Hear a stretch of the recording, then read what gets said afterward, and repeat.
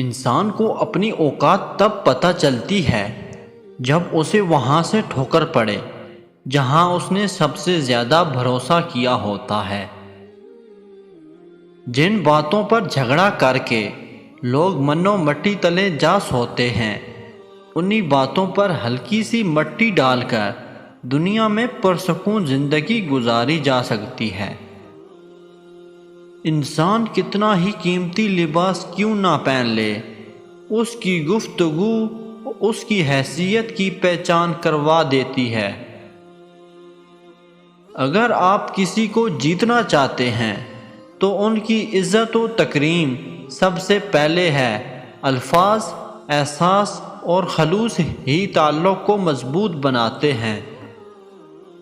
ہر رکاوٹ میں کوئی نہ کوئی بہتری چھپی ہوتی ہے اور یہ بات اللہ ہی بہتر جانتا ہے، اس لیے مایوس نہ ہوا کریں۔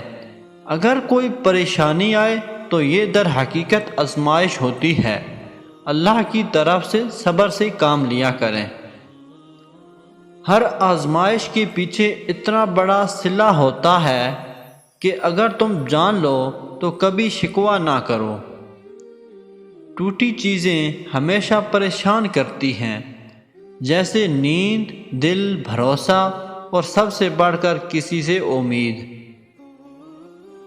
کچھ بھی یہاں مستقل نہیں ہے، سب کچھ ایک نہ ایک دن ختم ہونے والا ہے، دکھ، تکلیف، پریشانی اور خوشیاں بھی۔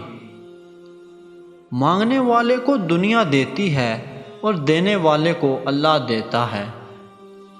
گفتگو احتیاط سے کیجیے، آپ کی باتیں آپ کے والدین کی تربیت کا عکس ہوتی ہیں۔